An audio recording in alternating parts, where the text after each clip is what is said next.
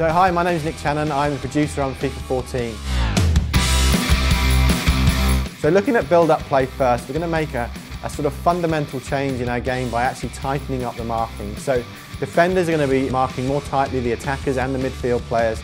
And we're also going to be tracking, players are tracking behaviours over multiple frames. So they're now thinking about what they were doing, what they're doing now and what they should be doing. And it's meaning that they're tracking the defenders in a much more intelligent way.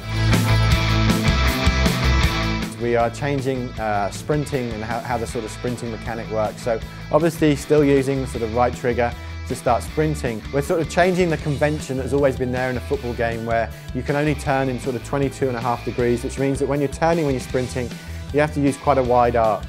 Now we're allowing you to turn in any direction at any angle, but to do that we're also bringing in sort of a preservation of momentum as you turn. So as you turn, you see people shift weight from one foot to the other.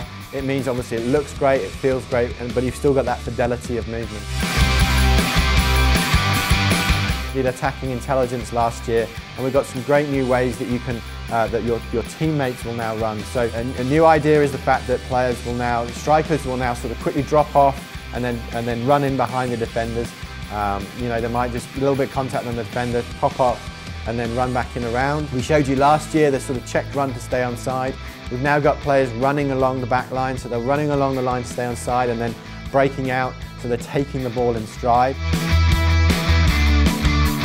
In previous games, we've had the concept of shielding, but it's been very difficult to do because it's multiple buttons, and you could only start it when you were standing still. Now, what you can do is just press the left trigger. But what's really cool about this is you can do it at different speeds. You can do it while you're sprinting. And this is where the kind of analogy comes in that we kind of think about a racing game. So right trigger, you're sprinting or using accelerator, and left trigger you normally use as brake. In our game, obviously you're sprinting with the right button, but you can then decide, I'm sprinting with the ball, the defender's not getting away from the defender, maybe the defender's catching me up. I can slow down slightly by releasing sprint, quickly press left trigger and use my body to shield the player and protect the ball at speed. We've done lots of research in how ball physics work. We've had lots of feedback on how people would like to see them improved in our game.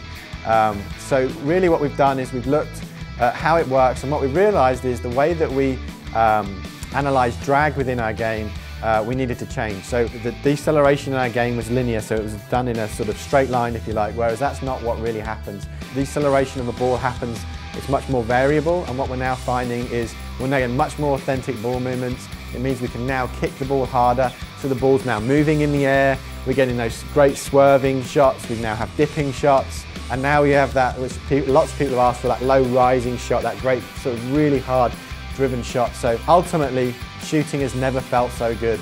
Obviously, every single year we try to really make a huge leap forward in innovation in gameplay, and this year is going to be no different.